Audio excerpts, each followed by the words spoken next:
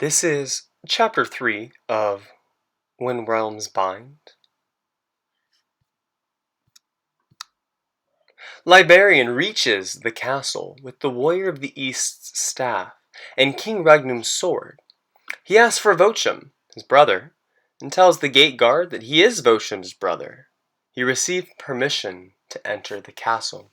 He is taken by soldiers up to Vochum's room, and Vochum receives his brother with joy. The gate guards leave the weapons with Vochum, and Vochum looks to them with confusion, before picking them up and bringing them to his desk. Vochum asks Liberian why he has these weapons. Liberian then tells Vochum the situation. Regnum killed the Warrior of the East, and King Regnum was killed because a coup against him, led by Sharper Eret, Avum Dearo, Garkez Rupe, Captain HD, and likely King Akbar. Vochum, knowing the first two names, for they were in his providence and high members in his court, was shocked upon hearing the betrayal. He asks how Liberian knows this. Liberian explains that he barely got away from them. Vochum is thankful that the Warrior of the East is dead, but wants to know why Avum and Erat would change sides. But Liberian changes the subject and tells them of the need to track them down now and kill them, because they pose a threat to all of the survivors still left in the Cantwell Isles. Vochum is still hesitant to denounce his old friends, though, knowing their virtue and loyalty. He knows they both saw how Regnum pardoned Vochum before the Warrior of the South began murdering everyone. They would not think Regnum as a traitor or even a weakling, at least after seeing his courage to stand up to the Warrior of the South and the rest of the types. Vochum dismisses Liberian to his quarters while he goes to talk to Anima, Regnum's brother. Liberian realizes that he did not totally convince his brother and so leaves unsatisfied.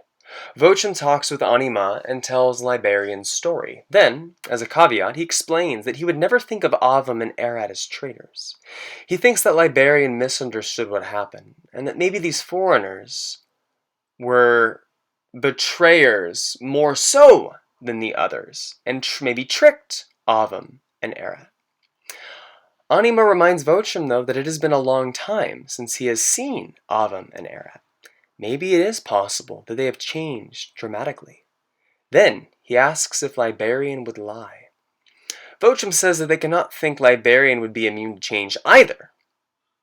They argue peacefully and ultimately decide to bring a request to gather a search party to find Avum and Erat, along with the other foreigners. They plan to take them two and then a foreigner named Mijichirator to go and find the possible traitors. And they're going to bring this request to the council, a group of 12 lords. Just as a little background, 6 of the lords are natives, and 6 of them are foreigners, and they lead the people in the Cantwell Isles. Vochum and Anima are 2 of the 6 natives on the council. Mijichirator is a lord and an altum, or an anointed religious leader, for the religion that came to the Cantwell Isles. Just one thing to mention, it became the Cantwell Isles. It was called that because when the Republic was formed, the name changed from the Western Isles to the Cantwell Isles. Now this background, though, Vochum talks to Liberian that night about the new religion. Liberian learns that this religion is more or less the only religion in the area, the others diminished in numbers rapidly, and was brought by Lord Altum's Prudence, Iniquitatem, and Mijichirator. The eastern and southern defenders, who, Vochum states, are also lords on the council, are becoming Altums with Prudence, as they speak, and will, in the next couple of weeks, return from a mountain with permission to serve as Altums, and will have new names. Vochum wants to talk to Liberian about Anima's understanding of the religion versus his own, but he decides not to in case Liberian is a foe. He's still very hesitant of agreeing and accepting his brother as truth. He instead talks more about his love for the new religion and claims that he did not leave the new republic because he would lose the church and the Altums. I want to be close to them. Vochum then talks about Sir Eastermore Pallet, who, on the other hand, left the kingdom because of his hate for the new government. This hate was stronger than any love for the new religion. Another interesting note is that Northern Wind is currently in prison. He lost his position as Lord when he tried to kill Lord Hewtwine. He was stopped moments before the dagger went in. The Northern Wind claimed that Lord Hewtwine was plotting to kill Anima, but there was never any proof except Northern Wind's word. That same night, Anima talks with his two sisters about the situation. They offer their support and advice. One, Philia Cantwell, cannot believe Avum would do such a thing. She has gotten to know Avum's wife and loves her. She is glad Avum is returning and surely does hope Avum is innocent. The other, daughter Cantwell, explains how time can change even the best of men. Who does not change? For all we know, they are involved and hope to usurp the rule. Ultimately, Avum leaves conflicted. The next morning they all wake up and prepare to leave. There is a brief announcement, though, that all the boys and girls are at the front door, and so the three have a brief laugh, and then go down to greet the boys and girls. So they don't need to do the search party anymore. The boys and girls are already there. Mr. Tarator does not come down to meet them, though, and instead goes to Iniquitatem to tell him that they are not leaving anymore. The two take Avum, Garkes, and Captain HD to a room. The rest of the boys and girls stay back and are shown their rooms, the ones that they'll be sleeping in, and ask what has happened since they arrived in these lands. Captain HD, speaking to the group, reveals the true story to the three. After he finishes speaking, Anima turns and grabs Regnum's sword from the back of the room. He walks up to the three of them, who all now know, because they see the weapons, that Liberian beat them to the castle. Anima says, "Someone else tells this story differently." Vochum, diffusing any fear and tension, explains that he trusts Avum and Liberian. And because they are saying different things, he thinks it would be best to wait for some more council members before making a decision. He also asks about where Sharper Arat is. "We lost him and 2 companions," says Avum. "There was a firefight, and we got separated. As far as we know, they are all still alive." Thank you three for your time, says Vochum. Enough of us lords will be present in 2 days, because Lord Pragner will be returning, and I can call the lords observing our generals to return at any time. Once we are together, we will discuss this.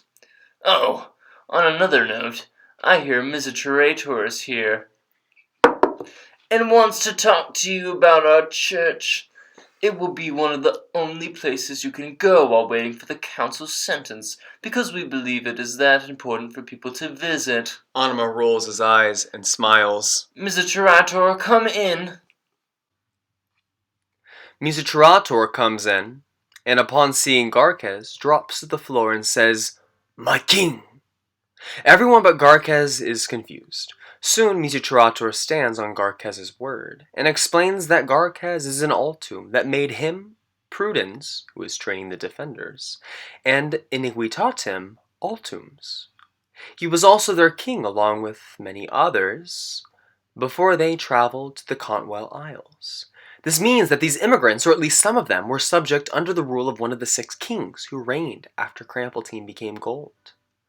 Garkes definitely wants to visit the church now. "What's it called?" "King's Church." "Oh yeah! Congratulations on your success. You've converted this country." At the first council, only 5 members are present. Lords Anima, Vochum, Iniquitatem, Misiturator, and Eustian.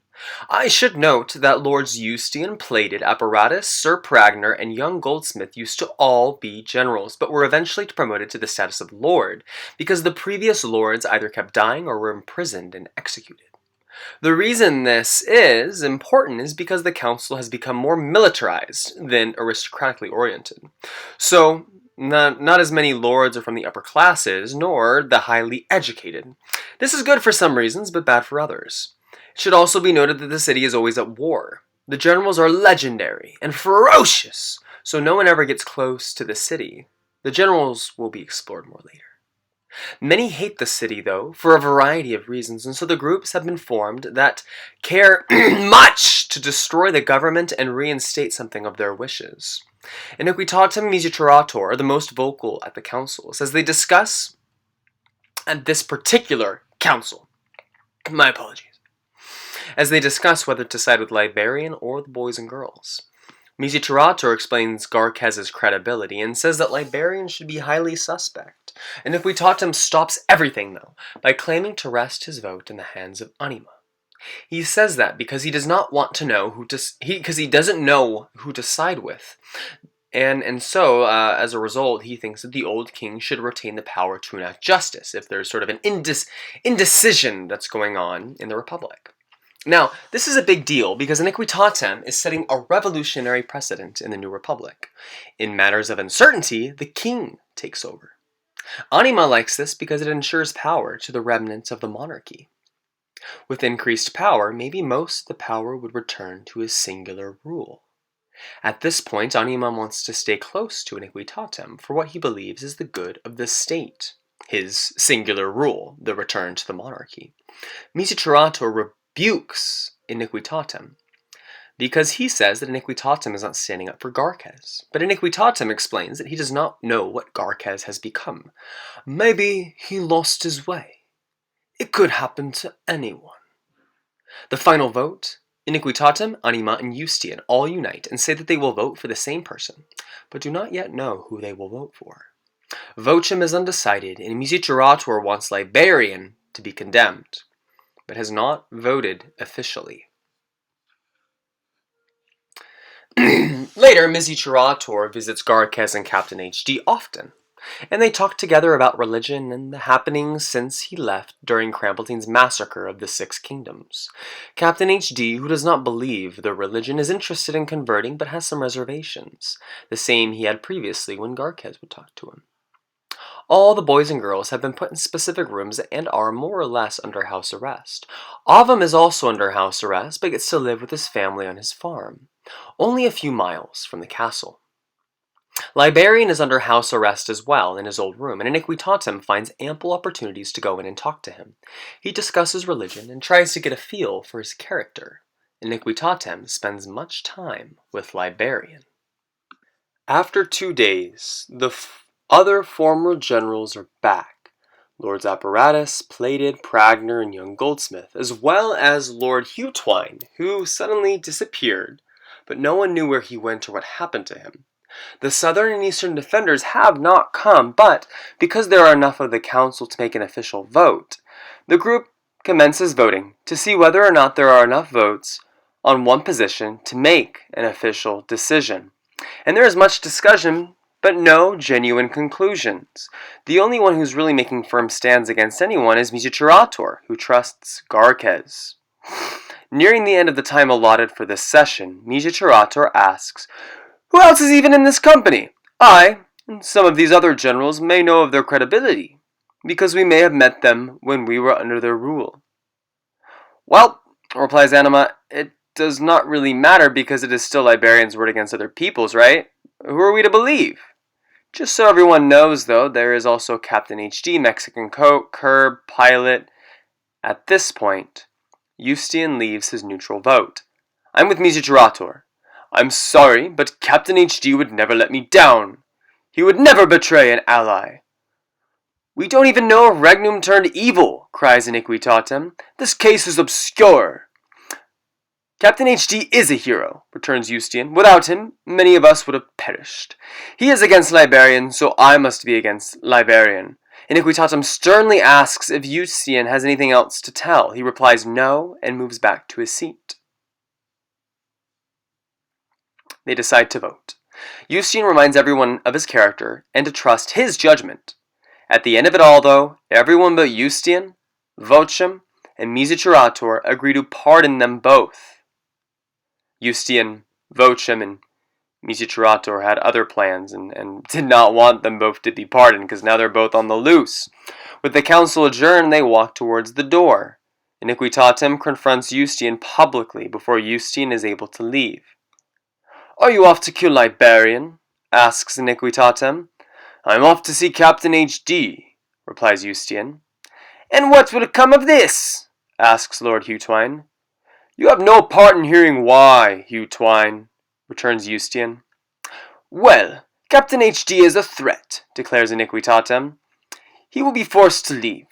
And you should know, Eustian, that interaction with him, especially after the so you just gave, will be considered co-conspiring. Even before he was declared guilty, cries Misicerator. What do you have to say, King Anima? Asks Iniquitatem. King Anima looks to Eustian and shakes his head. Eustian turns back towards the door, but Iniquitatem uses the force to hold him in one place.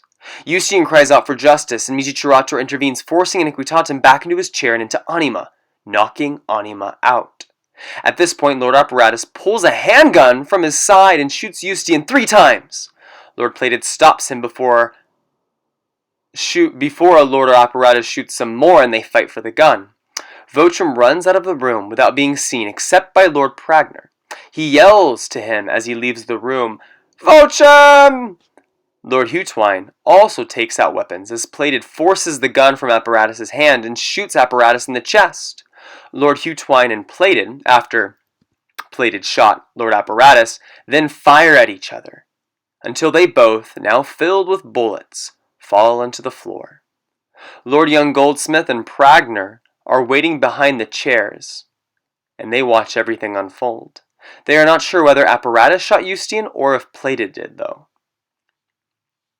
Misicerator and Iniquitatem continue their battle. Misicerator is able to send Iniquitatem back again. Misicerator then grabs Plated, who is still on the floor, and jumps out the window. Once he lands on the ground, he rolls, while holding Plated to his chest, underneath a thick bush. Iniquitatem looks out the window, but cannot find them. After Iniquitatem moves his head back in, he calls for Pragner and Young Goldsmith. We must apprehend Misicerator and Plated. They both comply.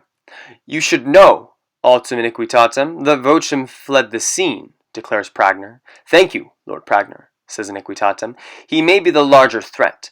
Let us instead seek to destroy the boys and girls that came to us. I assume Vocham is headed to save them, especially after he voted to kill his own brother, Liberian.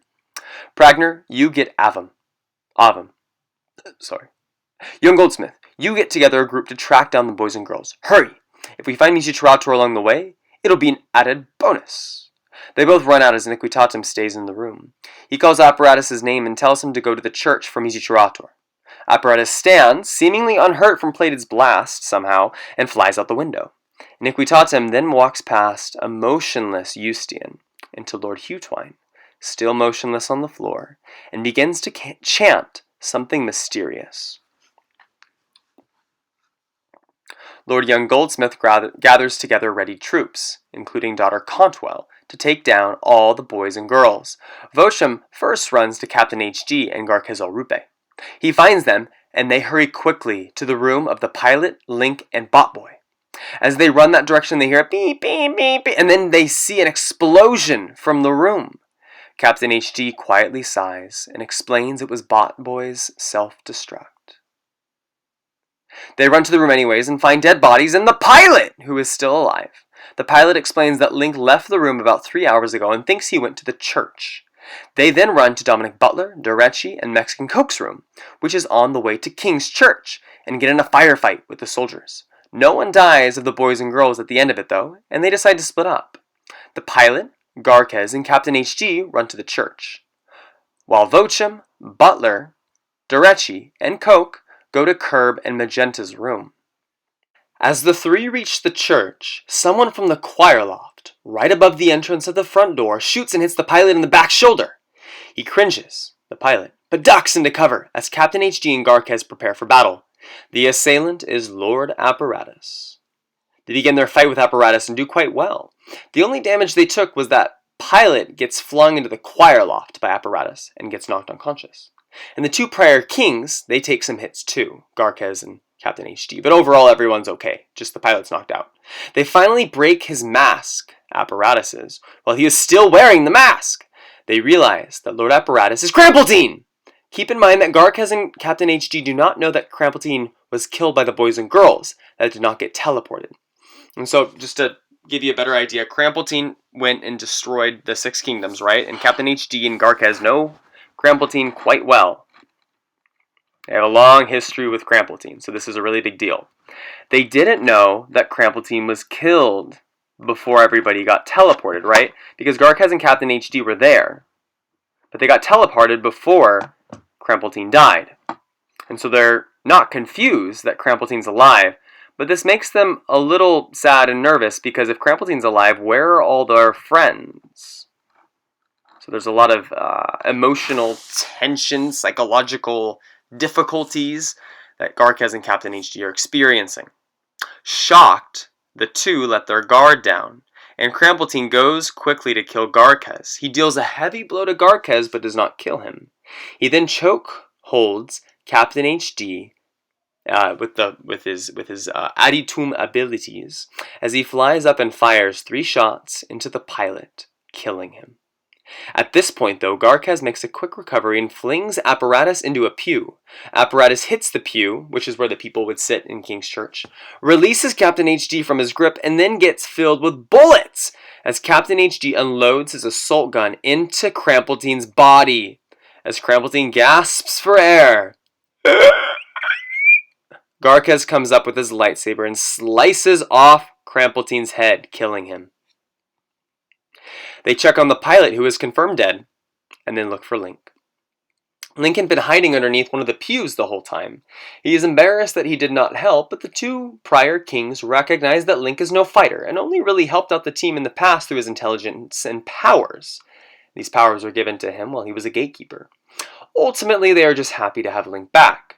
They place the pilot in a fitting spot in front of one of the statues in the church and proceed to leave.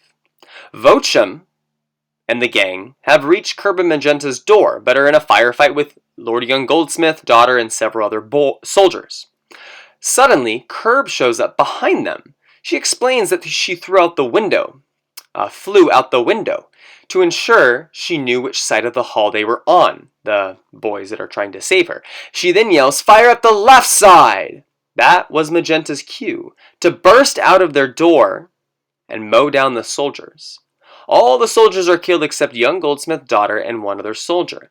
As Magenta runs the boys and girls for refuge, though, Daughter hits her jetpack with a bullet. It explodes, consuming Magenta in flames. The boys and girls stand in horror before returning to their senses and running the other direction. They eventually run into another group of soldiers. Knowing that they are now pinned, they dart quickly into the nearest door. Dominic Butler is shot a few times, though, being the last one to enter the room, and he is now bleeding out. The soldiers begin knocking harshly on the door as Vocha, Mexican Coat, Curb, and Derechi struggle to figure out how they were going to get out of this situation.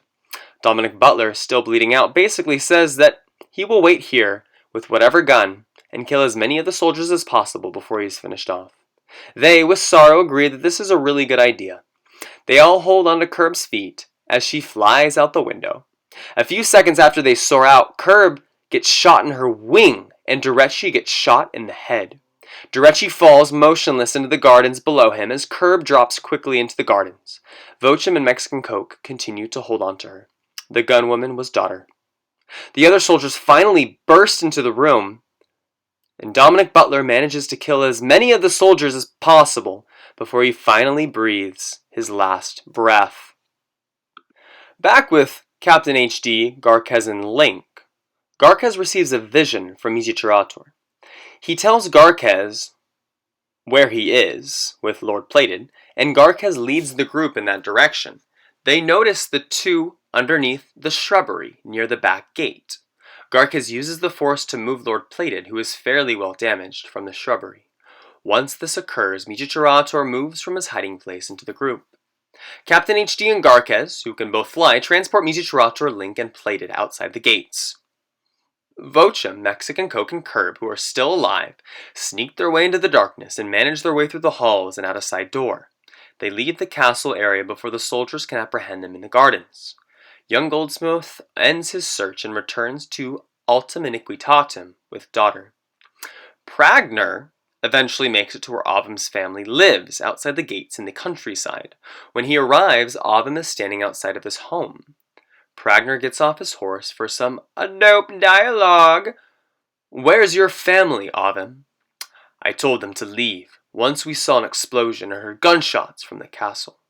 We assumed you tried to decimate the boys and girls, returns Avum. They are a menace, and you appear to have aligned with them. Why are they a menace? Because they told the truth about Liberian? How do we know we can trust you? Trust my character, says Avum. I'm telling you, Liberian is a liar. He's changed. He's become Liberian. Quit poking at him, says Pragner. He had to go against all of you. You even turned his brother Vochem against him. Someday I hope you learn the truth, says Avum. I have not come to die, but I know I am vastly outnumbered.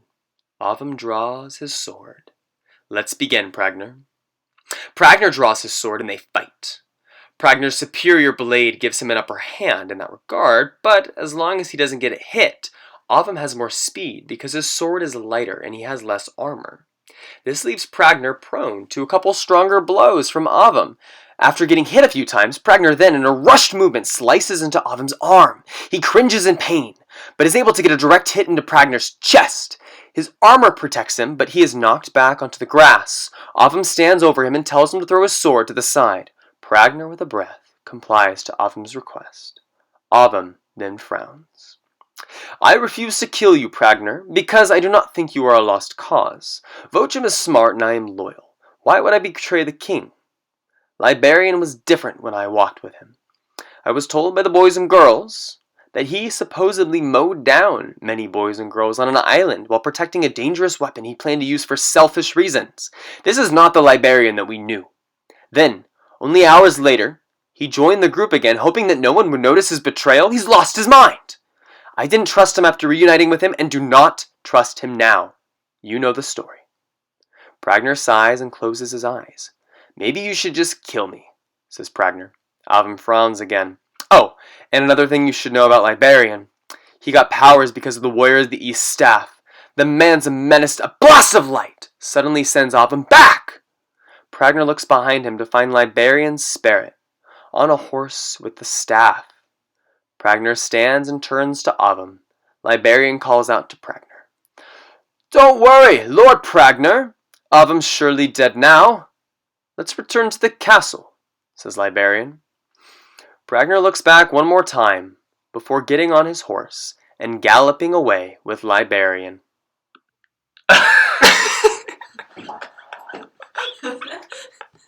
Thank you three for your time, says Vochem. Enough of us lords will be present in 2 days, because Lord Pragner will be returning, and I can call the lords observing our generals to return at any time. Once we are together, we will discuss this. Oh, on another note, I hear Misicerator is here and wants to talk to you about our church.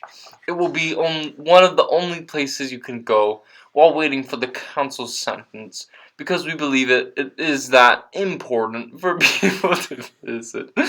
And Anima rolls his eyes and smiles. Miserator, come in. Misiturator. Misiturator.